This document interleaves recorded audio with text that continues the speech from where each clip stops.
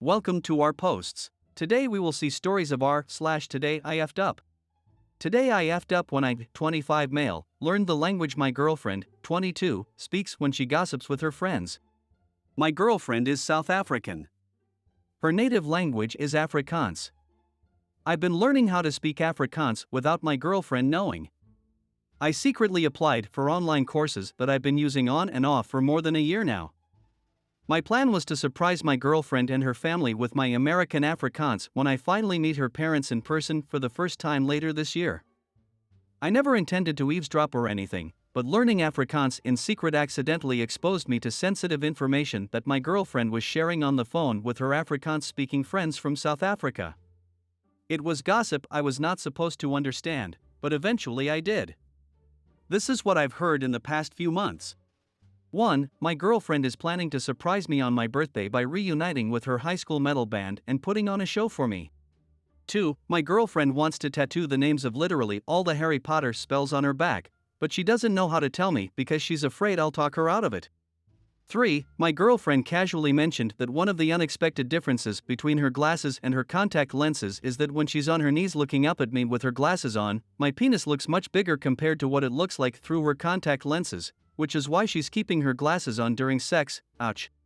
4. My girlfriend is convinced that my parents are swingers because apparently there are always attractive couples hanging out at my mom and dad's house whenever we visit.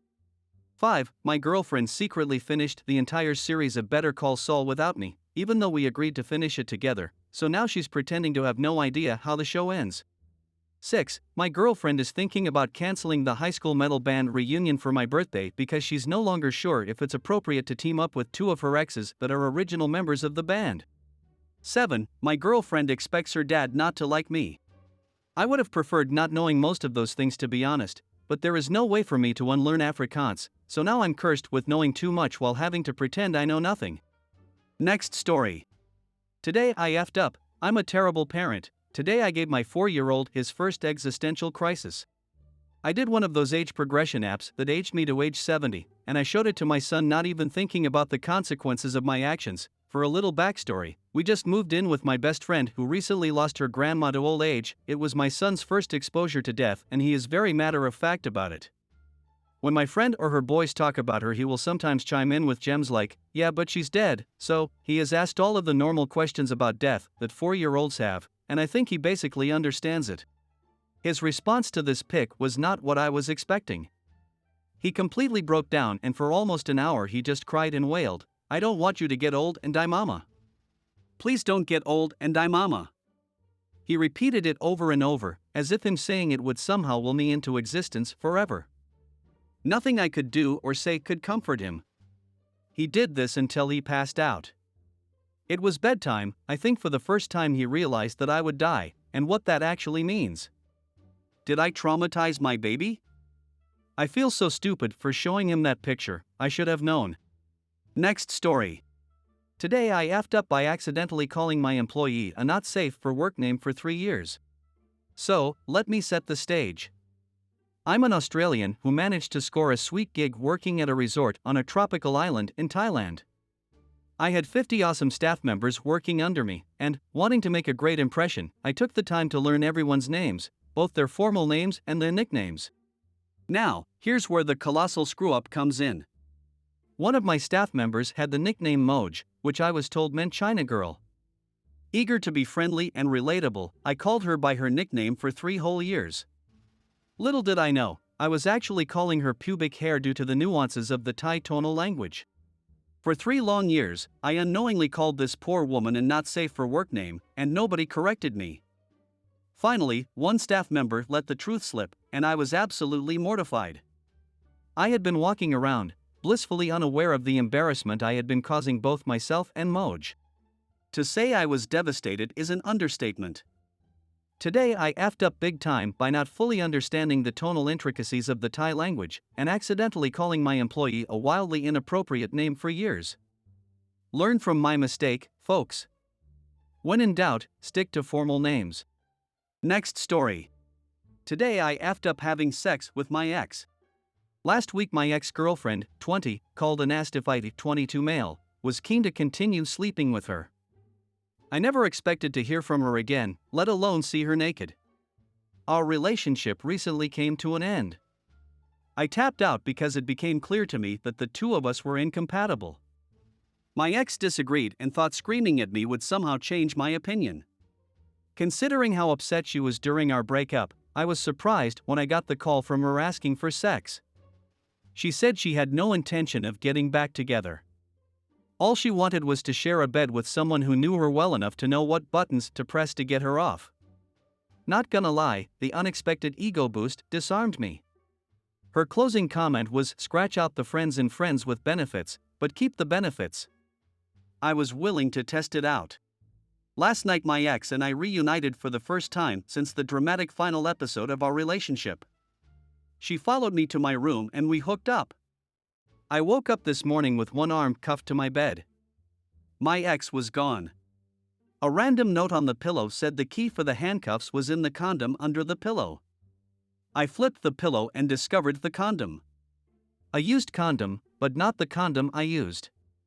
Different brand, different size, different load. I did what had to be done to get the key out of the condom and unlock the handcuffs. It was like a Fear Factor challenge, but all you get is some dude's nut juice on your fingers.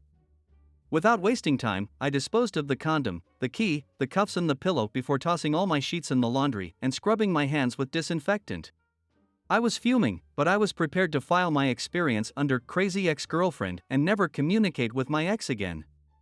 However, I soon realized she did more than plant another person's used condom under my pillow.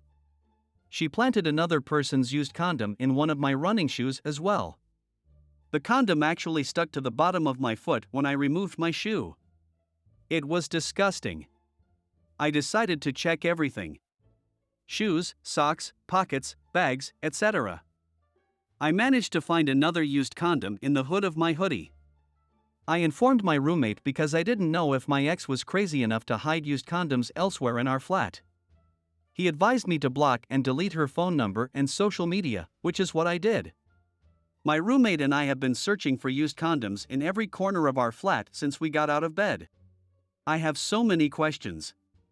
Are all those condoms from the same person? Does that person know my ex was using safe sex for evil? How did I not see this level of crazy during my relationship? I guess I'll never know. Next story. Today I effed up by telling my husband I liked a pair of earrings. My husband and I were out at an art walk with friends and passed by a jewelry store. I noticed some pretty gold and opal earrings in the window that were, in my opinion, clearly out of our price range. But in classic "let's indulge in the fantasy that we can have whatever we want for a moment" style, I walked in to have the person give me a closer look. Hubby and friends followed me in. So the guy unlocks the case and I try on the fancy earrings and ask the guy how much, and he says $2,800. Now I am not a jewelry person. I rarely wear any. I am a homebody, so it's not like I have many occasions for whipping out earrings in any case. My husband, I believed, knows this. So after the guy tells us the absurd price, I jokingly make eye contact with hubby and say, "Birthday?" That's it. Just birthday, then laugh and we leave and go on our way. We get a little further and my husband pats his pockets and says, "Oh shoot, I forgot my wallet in the car," so I give him the keys. He runs the several blocks back to the car and our friends and I keep going looking at galleries until he catches up with us. At which point he hands me a jewelry box. Friends are impressed, husband is very proud and happy. And I am mortified. I feel so bad. Don't get me wrong, we can afford it, but it is such a ginormous waste of money. But I couldn't bring myself to tell him I would rather not have them in front of our friends. To be honest, I don't think I'm ever going to have the heart to tell him. Next story. Today I effed up by sending my hookup into a panic attack by whipping it out. Obligatory, this actually happened about 4 days ago. I, 20 male, recently gotten back into online dating, mainly out of boredom and a lack of new people in my life. However, I will not lie, I am simply using the apps to get laid, on account I am nothing more than a man.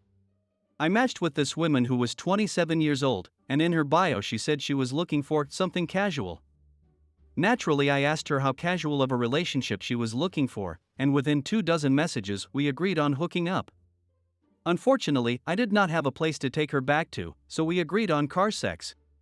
It is now 1 a.m. and I've finally picked her up and drove around for a bit. We talked and cruised around the neighborhood until we found a dark dead end and began making out.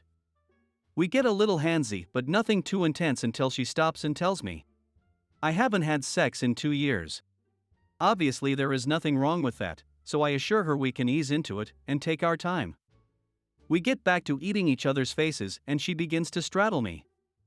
She's grinding on me, and I'm just kind of existing, and then she hops off. She looks at me and says, "Alright, take it out." Being extraordinarily excited to rail this stranger, I whip my penis out and hear her gasp. And oh my god, was that an ego boost, or was an ego boost? The overwhelming confidence died as soon as I finally looked at her and saw she was gasping for air, clenching her fist and shaking. All I can hear her mutter is, "I can't breath." Not gonna lie, it took me a minute to remember to put my penis away, but immediately after doing so I began to comfort her and tell her we didn't have to do anything. We ended up getting gas station sodas and driving around a bit more to get her to calm down, went home and deleted Bumble. I hope you guys liked this video. If you did, make sure like, comment, share and subscribe the channel or posts.